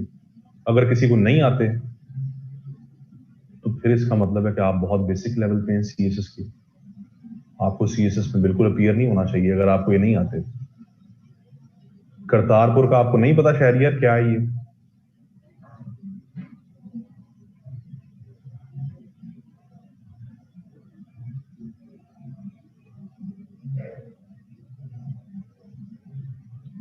जी अहमद कह रहे हैं कि जी ये सारी बातें जो आपने बताई हैं तो जहन में आ गई हैं, ये स्टेटमेंट देख के नहीं जज हुआ कि क्या लिखना है। ये ना एक स्लो प्रोसेस होता है। आप कभी भी पहली दफा में परफेक्शन अचीव नहीं कर सकते कि आप पहली दफा स्टेटमेंट देखें और आपको सारी ये चीज आती है। सोचना पड़ता है। इस अमल को कहते हैं ब्रेनस्टॉर्मिंग। थोड़ा जहन पे जोर डालना पड़ता है और ये पहले दिन चीजें नहीं, आहिस्ता आहिस्ता आती हैं। इसका यही है कि आप इसको प्रैक्टिस करें, ज्यादा से ज्यादा प्रैक्टिस करें आप।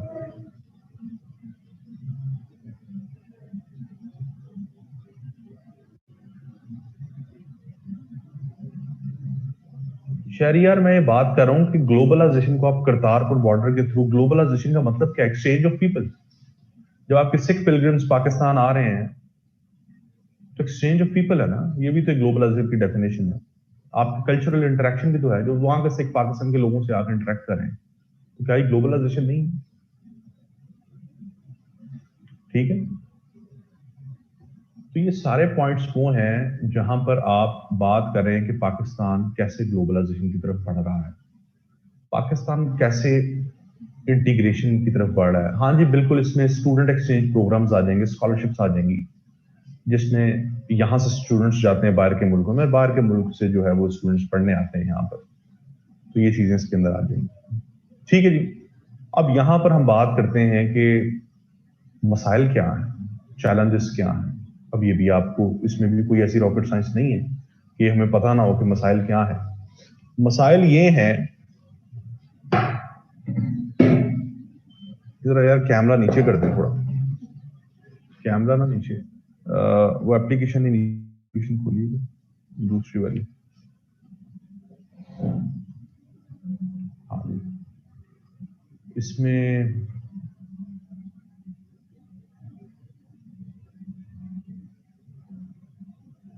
वीडियो पे जाएं जरा, ऑप्शन जो है।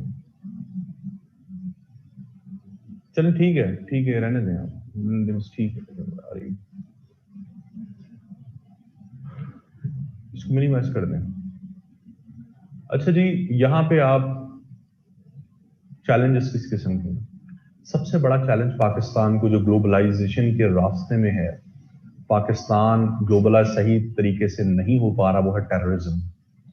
टेररिज्म की वजह से दुनिया डरती है आपके मुल्क में आने से, आपके मुल्क से इंटीग्रेट करने से। टूरिज्म आपके मुल्क में खत्म हो चुका है, आपके मुल्क में मल्टीनेशनल कंपनीज नहीं आती हैं, आपके मुल्क में फॉरेन इन्वेस्टमेंट कोई नहीं करता, क्योंकि आपके मुल्क में जो है वो टेररिज्म है। दूसरा, आपके मुल्क के अंदर एक्सट्रीमिज्म, रिलीजियस इंटॉलरेंस है।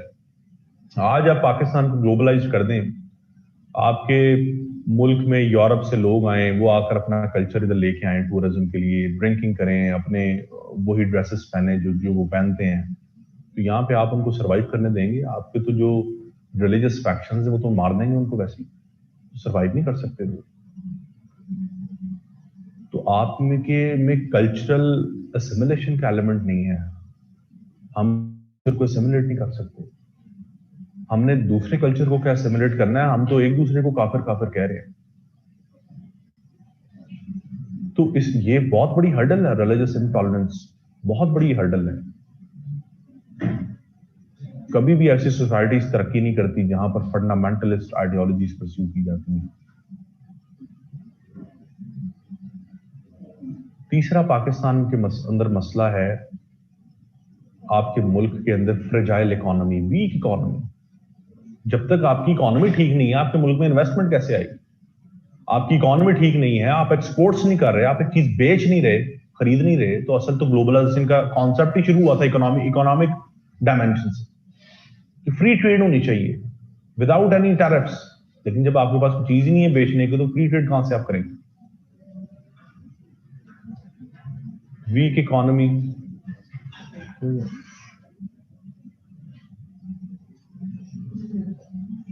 नहीं बस ठीक। वीक इकोनॉमी के साथ साथ आपका वीक पॉलिटिकल सिस्टम, आपके मुल्क में पॉलिटिकल सिस्टम ही वीक है। चैलेंजेस जी मैंने आपको बताया, पहला चैलेंज है आपके मुल्क के अंदर टेररिज्म, दूसरा है एक्सट्रीमिज्म एंड रिलीजियस इंटॉलरेंस, तीसरा चैलेंज है जी वीक इकोनॉमी, चौथा चैलेंज है वीक पॉलिटिकल। ये तो अब आपकी जाके कोई 8-10 साल हुए, फिर डेमोक्रेसी थोड़ी बेहतर हुई है, अदरवाइज आपके तो आए दिन मार्शल लॉ लगा होता था। एक गवर्नमेंट घर जा रही है, एक आ रही है, फिर चले जा रही है, फिर आ रही है। आपके मुल्क का तो पॉलिटिकल सिस्टम ही जो है वो स्टेबल नहीं था। और जब तक आपका पॉलिटिकल सिस्टम स्टेबल नहीं है, आप उस लेवल पर जाकर आप उतनी देर अपने इंटरनेशनल रिलेशन सही तरह से डेवलप नहीं कर पाते, जब तक आप अंदरूनी सतह पर ठीक नहीं।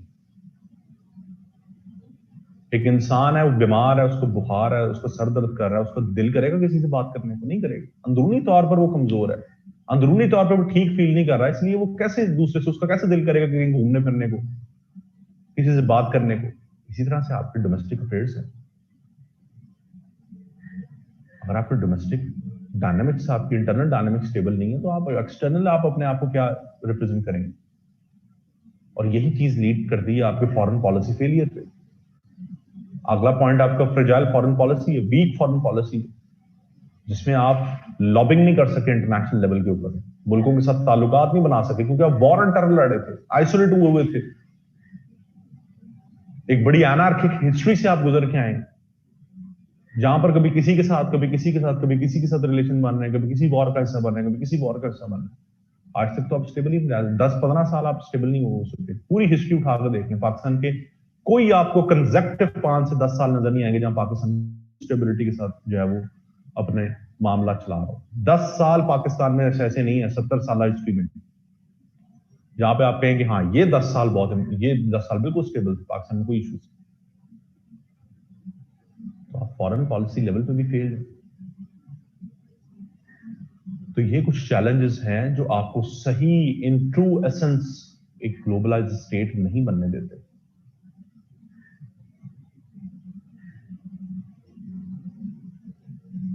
जी यहां पर कोई क्वेश्चन है तो पूछो।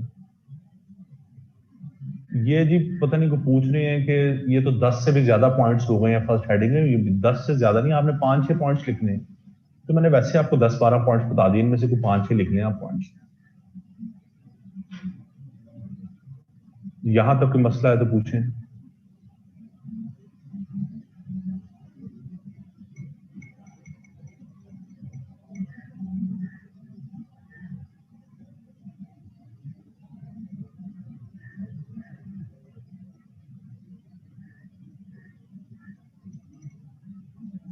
जी मैं हॉट टॉपिक्स बता देता हूं, आप पहले मेरे सवाल का जवाब दे दें, आपको समझ आ रही है।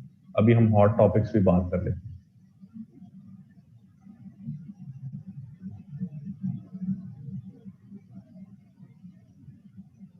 हॉट टॉपिक्स में पहली दफे नाम सुन रहा हूं।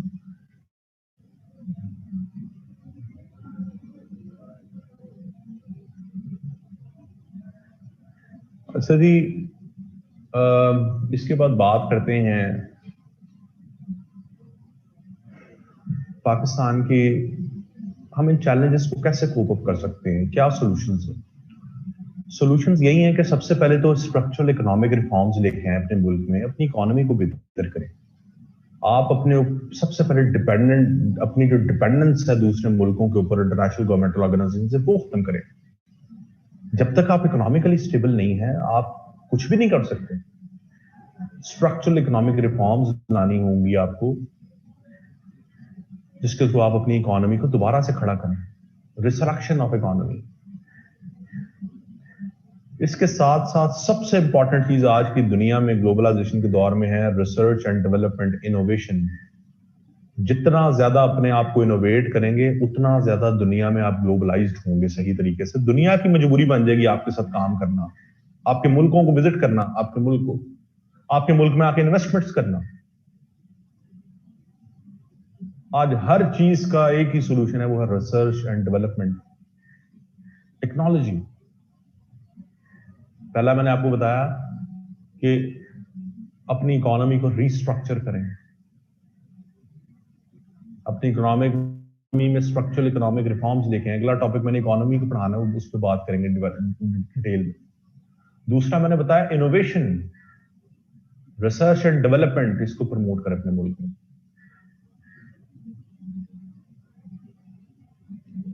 तीसरा, आपके मुल्क के अंदर सबसे ज्यादा जरूरी है कि आप नेशनल इंटीग्रेशन को प्रमोट करें।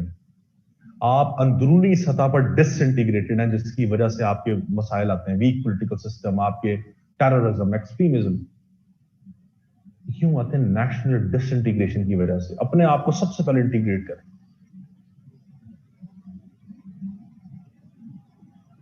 जो चैलेंजेस हैं उसी तरतीब में, बेहतर तो यही है कि उसी तरतीब में आप सोल्यूशन दें तो ज्यादा बेहतर हो।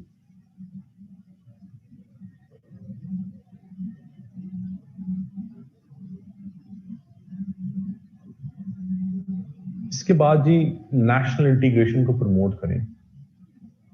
उसके बाद आप बात करेंगे कि आपकी जो है वो सिक्योरिटी ऑपरेटर्स बहुत स्ट्रांग होना चाहिए टेररिज्म को कोप अप करने के लिए। जल्दी से जल्दी टेररिज्म को जड़ से उखाड़े। मिलिट्री ऑपरेशंस तो आपने कर लिए, अब वो नॉन काइनेटिक मींस के थ्रू आप ये टेररिज्म को खत्म करें।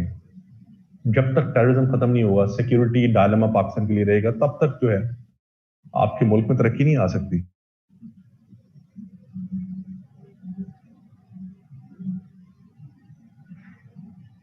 इसके बाद बात करेंगे आप इसमें कि अपनी डिप्लोमेसी को स्ट्रांग करें ताकि आप फॉरेन पॉलिसी लेवल पर लॉबिंग कर सकें, इंटरनेशनल लॉबिंग। और ये पीटीआई गवर्नमेंट को एक बहुत बड़ा क्रेडिट जाता है।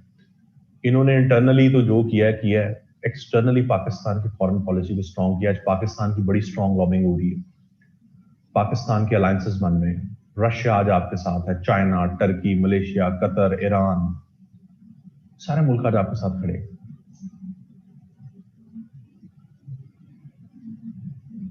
पाकिस्तान की इमेज बिल्डिंग करें दुनिया में, आपको दुनिया में टेररिस्ट स्टेट के नाम पे जाना जाता है। पर्सनल आपको मैं बता रहा हूं, पर्सनली बता रहा हूं, मैंने ये चीजें एक्सपीरियंस की है बाहर।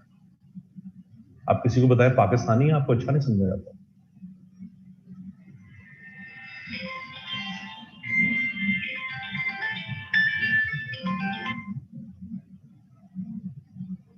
मैं जर्मनी में था आज से 3 साल पहले, तो वहां पे जौहर सलीम थे, पाकिस्तान के एम्बेसडर जर्मनी में। उन्होंने एक बहुत अच्छा इनिशिएटिव लिया पाकिस्तान को का एक इमेज बिल्डिंग के लिए। बर्लिन में जितनी पब्लिक ट्रांसपोर्ट चलती है, बसेस चलती हैं, उन्होंने बसेस के बाहर एक प्रोजेक्टर टाइप एलईडी लगवाई, डिजिटल कहते हैं, उसके ऊपर पाकिस्तान की एक स्लाइड्स चलवाई उन्होंने ना, वो एक वीडियोस की उसके, उसमें ये जरा म्यूट कीजिएगा जी।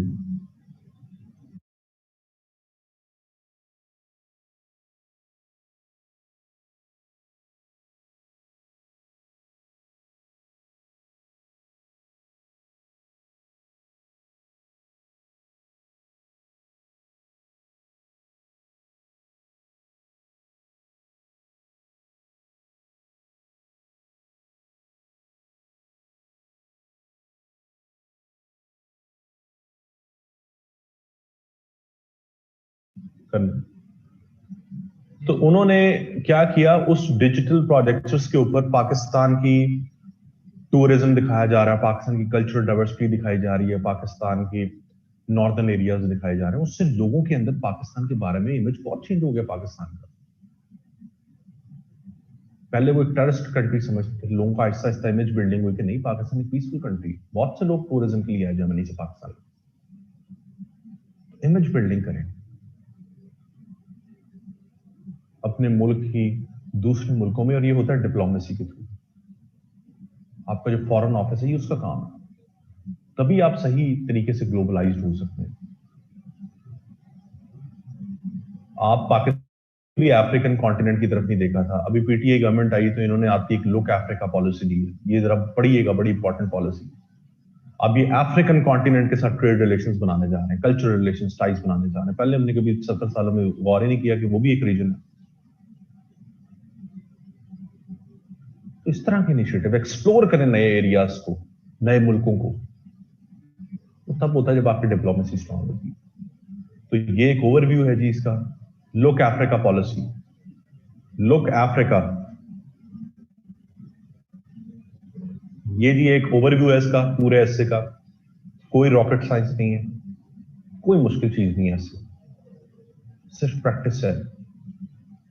चीजों को थोड़ा सा जरा समझने की जरूरत है। एक दफा आप समझते हैं तो आपको चीज समझ आना शुरू हो जाती है।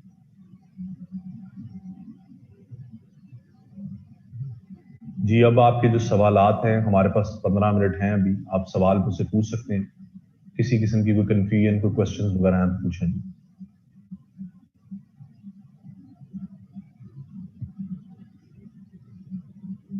कंक्लूजन ये होता है कि आप ये सारी बातों को आखिर में समराइज कर देते हैं, ये आपका कंक्लूजन है। कंक्लूजन में कोई नई बात तो नहीं होती, आउट ऑफ द वे जाके बात तो नहीं होती कि आपने कोई अलग से कंक्लूड बात करनी।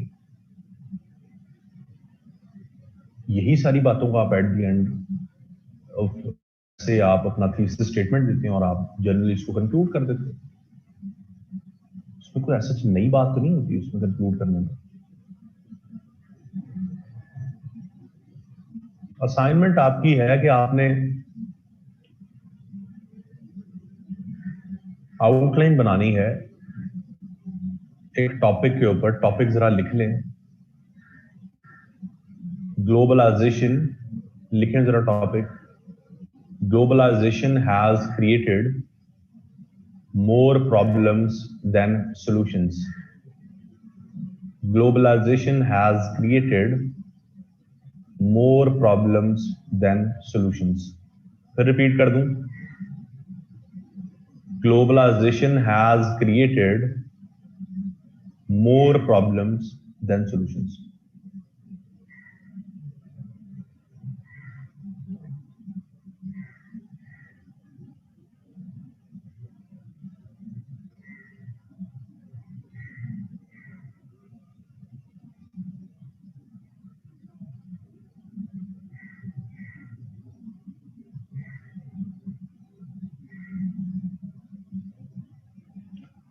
ये आप कब तक सबमिट करवा देंगे जी?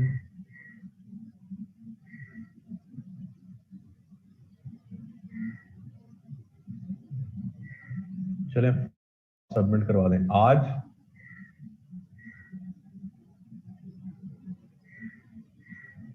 नहीं, आप टाइम थोड़ा ले लें, इस पे काम करें, थोड़ा इसको पढ़कर फिर करें, इतनी जल्दी में इसको बेशक ना करें। फ्राइडे को कर लें, फ्राइडे सैटरडे तो नहीं, लेकिन फ्राइडे को कर लें, फ्राइडे को कर लें या सैटरडे को कर लें, it's totally up to you.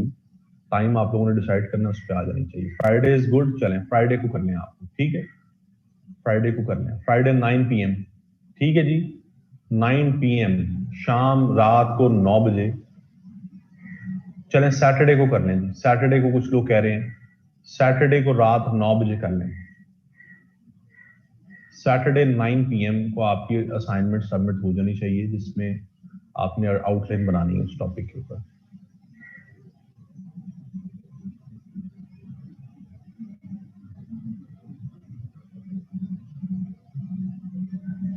देखें, आप में से कुछ student I am busy on Saturday, अगर आप बिजी हैं तो आप फ्राइडे को सबमिट करवा दें, कोई ऐसा इशू नहीं है। सैटरडे के बाद नहीं सबमिट करवा सकते, उससे पहले तो आप बेशक आज सबमिट करवा दें, ठीक है?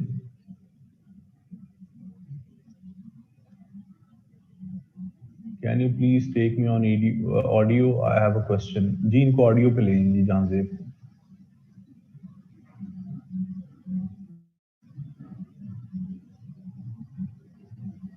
अस्सलाम वालेकुम सर। जी वालेकुम सलाम। सर वो मैंने पॉइंट ये पूछना था, जो आपने फैक्टर्स में बताया ना कि वो आपने तो मतलब काफी सारे पॉइंट्स बता दिए हैं, तो अब इनमें कोई इस तरह की कैटेगरी है कि मतलब मोस्ट इम्पोर्टेंट कौन कौन से होंगे? मतलब पहले आएंगे पॉलिटिकल आएंगे, या फिर इकोनॉमी के हवाले से आएंगे, या फिर उसके फिर सोशल आएंगे, फिर कल्चरल, एजुकेशनल। अब ऐसा ना हो कि मतलब मैं CPAC को छोड़ के PSL की इंपॉर्टेंस लेके आ रहा हूँ सर, वो मतलब लीस्ट इंपॉर्टेंट जो होगा। तो इसकी कोई कैटेगरी है कि हमें कौन से पॉइंट्स मतलब मोस्ट इंपॉर्टेंट है ये पहले लिखने हैं, फिर सेकंड नंबर पे ये दूसरे मतलब कौन से लिखने हैं? देखिए, अच्छा सवाल है मैंने पूछा है। देखिए जहांजेब, ये ना आपके ऊपर डिपेंड कर रहा होता है कि आपके दिमाग में जो आइडियाज हैं, जब आप उसको आउटलाइन की शक्ल दे रहे हैं तो आपको कौन सा आइडिया पहले डिस्कस करना है। ये हर टॉपिक के अंदर वेरी करता है। ये बिल्कुल आपने सही बात की है, जैसे मैंने आपको भी बताया, मैंने आपको इंपॉर्टेंट इश्यूज बताए ना, पाकिस्तान ग्लोबलाइज कैसे हो रहा है। पहले हमने इश्यूज को डिस्कस किया, रीजनल पॉलिटिकल, उसके बाद हमने कॉरिडोर्स को डिस्कस किया, फिर हमने रीजनल ऑर्गेनाइजेशंस को डिस्कस किया, फिर हम आहिस्ता आहिस्ता कल्चर वाली साइड पे, ठीक है? तो इसी तरह से आपको हर टॉपिक में पहले ब्रेनस्टॉर्मिंग करके ये देखना है, सोचना है कि इसमें कौन सा इंपॉर्टेंट टॉपिक, इसका क्राइटेरिया स्टैंडर्ड नहीं है। ये डिपेंड करता है आपके पास किस किस्म का नॉलेज है उस ऐसे को अटेम्प्ट करने का, और उसमें आप किस तरह से, आप कैसे समझते हैं कि कौन सा पॉइंट इंपॉर्टेंट है, कौन सा नहीं। ये वेरी करता है, इसका कोई स्टैंडर्ड नहीं है। ठीक है, अगर कोई कल्चरल ग्लोबलाइजेशन के ऊपर ऐसे आ जाए, ठीक है, फिर आपको पॉलिटिकल तो नहीं लिख सकते, फिर आपको कल्चरल पॉइंट्स लिखने होंगे। ग्लोबलाइजेशन के ऊपर कोई ऐसे ऐसे आ जाए जो कल्चर के ऊपर डोमिनेट कर रहा हो, कल्चर उस ऐसे के अंदर डोमिनेट कर रहा हो, फिर आप कल्चरल वाले पॉइंट्स को पहले लिखेंगे। तो डिपेंड करता है स्टेटमेंट के ऊपर। ठीक है, बात समझ आ रही है आपको? जी बिल्कुल सर, बस यही क्वेश्चन था sir, thank you very much. Hard form में नोट्स मिल सकते हैं ऐसे और आउटलाइन के बारे में। मैं नोट्स कभी भी प्रोवाइड नहीं करता स्टूडेंट्स को। उसकी एक रीजन ये है कि मैं अगर नोट्स आप सबको दे दूंगा और आप जैसे बाकी क्लासेस को जिनको मैं पढ़ाता हूं उनको नोट्स दे दूंगा और आप सब लोग मेरे नोट्स पढ़ के पेपर दे देंगे, तो आप डिफरेंशिएट कैसे करेंगे? जो टीचर आपको नोट्स प्रोवाइड करते हैं वो आपकी जो थिंकिंग है, आपकी क्रिएटिव थिंकिंग है, उसको खत्म कर रहे होते हैं, वो आपका नुकसान कर रहे होते हैं और आप अपना नुकसान कर रहे होते हैं। कंपेटिटिव एग्जाम्स में कभी भी आसानियां नहीं ढूंढते, खुद चीजें एक्सप्लोर करें। ये मुश्किल तो लगता है लेकिन ये लॉन्ग टर्म प्रोसेस होता है, इसी से आप सीखते हैं। मैंने कभी किसी को नोट्स नहीं दिए, खुद पढ़ें। मैंने आपको एक आइडिया दे दिया है, मैंने आपको एक टेक्निक पढ़ा दी, मैंने आपको एक ये बता दिया कि कहां से आपको डेटा मिलेगा, मैंने आपको दिया कि टेक्निक ऐसे अटेम्प्ट कैसे होता है, हमने एक ऐसे को डिस्कस कर लिया, उसका थॉरो मैंने आपको एक उसको थॉरली एक कॉम्प्रिहेंसिव उसका एक ओवरव्यू दे दिया। अब इसके अलावा और क्या रह जाता है? अब यही रह जाता है कि मैं पेपर दे आपकी जगह, तो ये तो हो नहीं सकता, वो तो आपको खुद देने पड़ेंगे। तो जो है ना, ये चीजों को खुद स्टडी करना सीखें, चीजों को ना खुद देखें, और जो टीचर नोट्स देते हैं नोट्स ना पढ़ें। जो टीचर आपको नोट्स दे रहा है उसके बहुत से आप जैसे स्टूडेंट्स हैं जो जिनको जो उनसे वो नोट्स ले रहे हैं।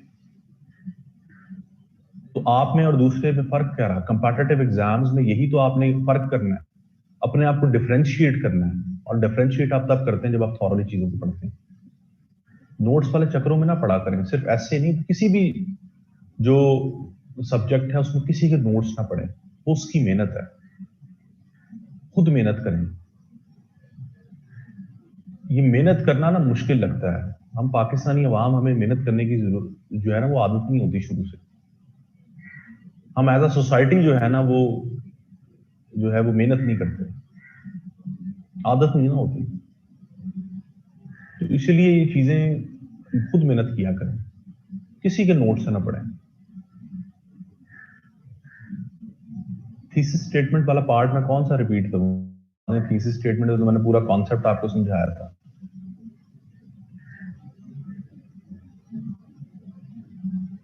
नूरुल हुदा इसके स्टेटमेंट के अगेंस्ट नहीं आपने जाना। मैंने आपको एक चीज समझाई थी कि आप ये नहीं कह सकते कि ग्लोबलाइजेशन ने सॉल्यूशंस ज्यादा दिए हैं दुनिया को, प्रॉब्लम्स कम दिए नहीं। ठीक है,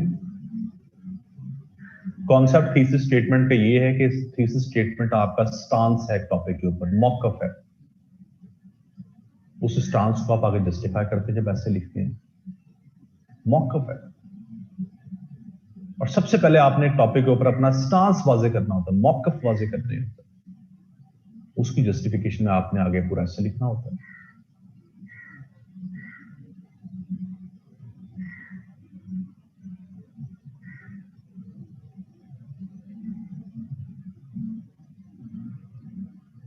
Can you please spare a few minutes at the end of the last lecture of essay? Want to get few pointers from you regarding। जी मुझे याद करवा दीजिएगा, हम इस पे बात कर लेंगे जी। कंपलसरी सब्जेक्ट्स को कैसे प्रिपेयर करना चाहिए, सेल्फ स्टडी कैसे करनी चाहिए, इस पे बात कर लेंगे हम आपकी एसए की क्लास के अंदर।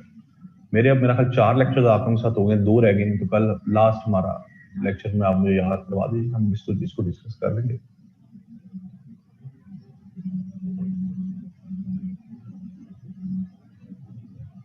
और जी कोई क्वेश्चन वगैरह है आप में से किसी का पूछ लें।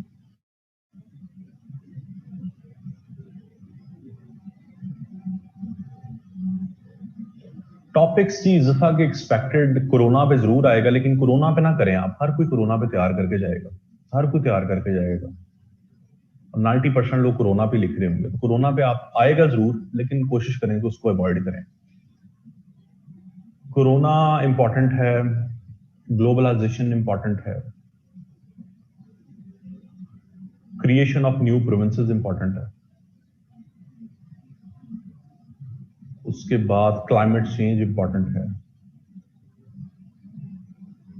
क्लाइमेट चेंज के साथ साथ पाकिस्तान के ना रीजनल पॉलिटिक्स पे मुझे जरूर लगता है इज़ाफा, रीजनल एपरेटस पे जो चेंजिंग रीजनल डायनामिक्स हैं और पाकिस्तान पे कैसे इंपैक्ट डाल रही हैं, इसके ऊपर रीजनल को स्टडी करें लाजमी। रीजन को जो डेवलपमेंट्स हो रही है जरूर आएगा। मेरी किताब में ये सारी आउटलाइंस है, मेरी किताब ऐसे एसेंशियल्स के नाम से मैंने किताब लिखी है, उसमें 25 आउटलाइंस हैं, 25 एसेस की outlines, introductions, conclusions, thesis statements हैं। आपको हर चीज मिल जाएगी उसमें, क्लाइमेट चेंज पे भी मिल जाएगी, प्रोविंसेस पे भी मिल जाएगी, डिजिटाइजेशन पे, इकोनॉमी पे, इस पे नहीं, सिविल मिलिट्री इंटरवेंशन पे कभी भी क्वेश्चन भी नहीं बनाएगा आपसे, सिविल मिलिट्री इंटरवेंशन पे नहीं आएगा। मेरी बुक का नाम है जी एसे एसेंशियल्स के नाम से मेरी किताब है। जो लोग लाहौर में रहते हैं उनको तो वर्ल्ड टाइम्स से या फिर उर्दू बाजार से या फिर मेन मार्केट से कहीं से भी बुकलेट से मिल जाएगी। जो लोग दूसरे शहरों से हैं वो दराज.pk पे ऑर्डर कर सकते हैं, और वर्ल्ड टाइम्स ऑनलाइन फोरम पे भी ऑर्डर कर सकते हैं, अपने शहर की बड़ी आउटलेट से भी खरीद सकते हैं। इसका लेटेस्ट वर्जन लेना है, अपडेटेड वर्जन, उसमें 25 आउटलाइंस हैं, पुराना नहीं लेना, उसमें 15 आउटलाइंस है।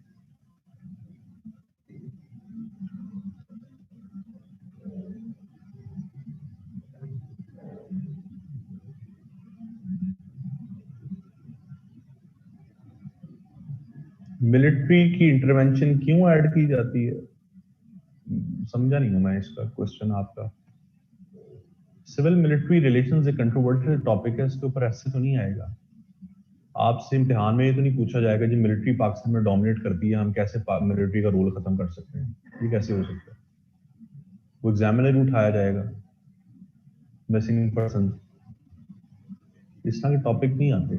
ये आपके ऑल द कोर्स का हिस्सा जरूर होते हैं, लेकिन इस तरह के टॉपिक्स जो है वो नहीं आते होते।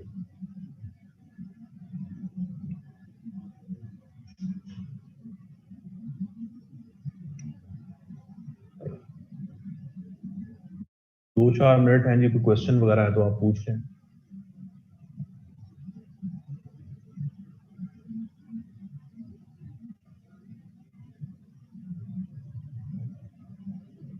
चले मैं पूछ रहा हूँ, क्वेश्चन पूछ लें। वो वीगो की बातें शुरू हो गई हैं, आप ये सीरियसनेस है आपकी क्लास के अंदर।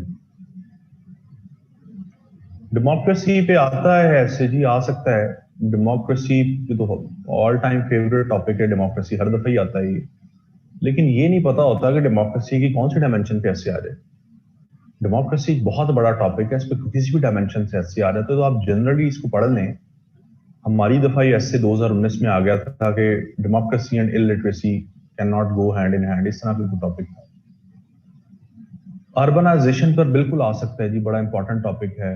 अर्बनाइजेशन बहुत इंपॉर्टेंट टॉपिक है, अनप्लान्ड अर्बनाइजेशन, मुझे लगता है कि इस दफा इस पे आएगा टॉपिक। वाटर क्राइसिस आ सकता है जी, पानी के मसले के ऊपर ऐसे आ सकता है। इंपॉर्टेंट है, पानी का मसला बहुत इंपॉर्टेंट है।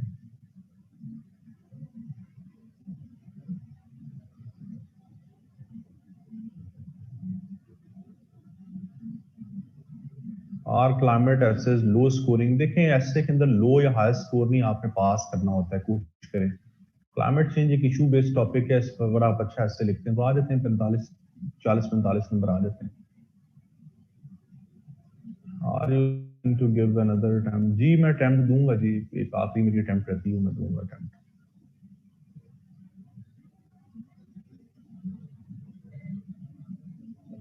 फेमिनिज्म पे भी आ जाता है, लेकिन फेमिनिज्म का टॉपिक पता नहीं, करना है तो आप कर लें। जिन लोगों का जेंडर स्टडीज है वो तो लाजमी करें, जिनका नहीं है वो ना करें। ये भी एक बहुत बड़ा टॉपिक है, और फिर इसमें भी फेलियर रेट ज्यादा है, तो इस वजह से ना ही करें तो बेहतर है।